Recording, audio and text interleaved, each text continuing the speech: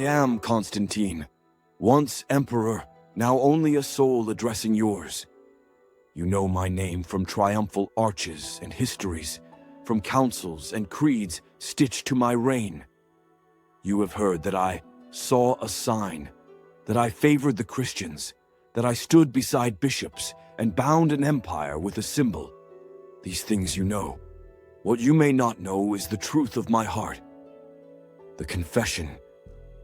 I did not embrace the way of Christ out of love or conviction. I embraced what was useful. In the contest for an empire, I weighed banners and omens, auguries and crosses, and I asked not which is true, but which will hold. The followers of the old gods were divided and mercenary. The Christians were numerous, disciplined, and aflame with certainty. If their zeal could be joined to my throne, I judged, then the world would steady under my hand. So I placed the sign upon standards, granted favor to bishops, and let the name Christian ride with imperial authority. Do not mistake me. I did not kneel to Christ. I aligned a movement to consolidate power. My indifference to doctrine. I permitted councils and debates. Let the learned wrangle. I would give sanction to whatever majority concluded. Canon, creed, or controversy, I did not search the things of God. I searched for unity. I did not determine the scriptures. I merely stamped the outcomes with the seal of the state, believing that peace would follow. I wore religion as armor for an empire, not as light for a soul. Death and the darkness, no altar could break. Then came the moment every emperor fears and every mortal must meet. I laid down the purple.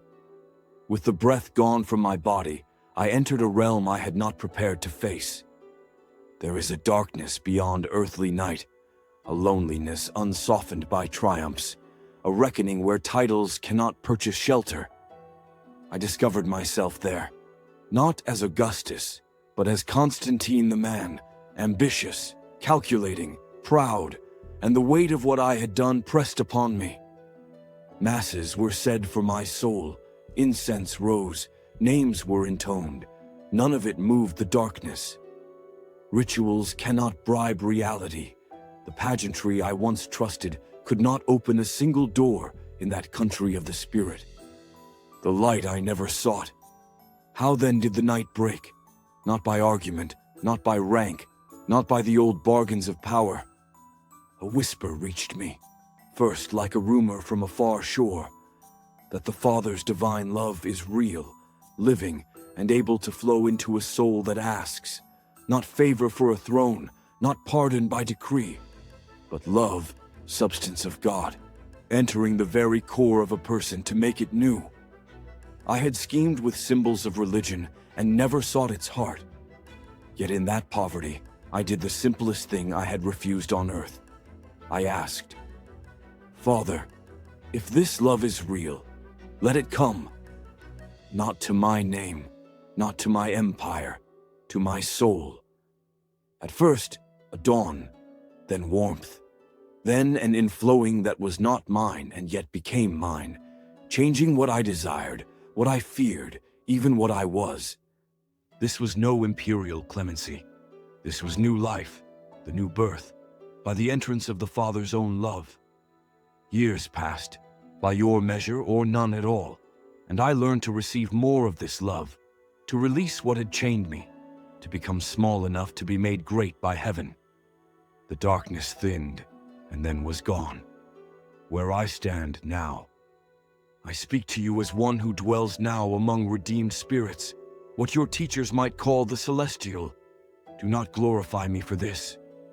I came late and poor. But divine love is not measured by a man's history. It is measured by the Father's heart. If it could reach me, it can reach you. Know this plainly. Divine love is not sentiment, not rule-keeping, not the state's approval stamped upon a creed. It is the very essence of God, bestowed upon a willing soul. No ceremony can substitute for it. No office can command it. No empire can contain it. It is asked for, received, and then it remakes you, from the inside out. A warning from an emperor. Hear an emperor who learned too late on earth what matters most.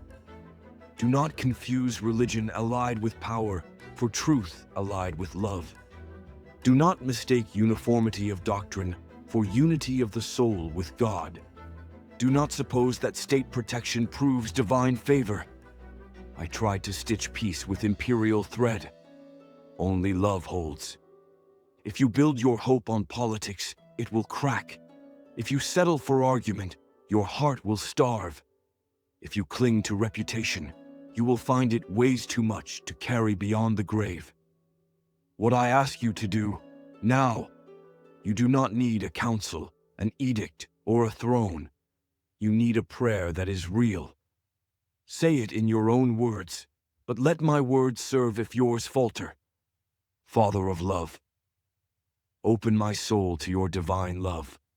Let it flow into me, transform me, and make me yours. I release my pride, my fear, and my claims. Give me the new birth by your love. Amen. Return to this prayer. Often, sincerely. The inflowing will come. Your desires will change. Your fears will loosen. Your love for God and for people will grow, not by effort alone, but by substance received. To the one who listens skeptically, I understand you. I was you. I once measured everything by utility. Test this then by its fruits.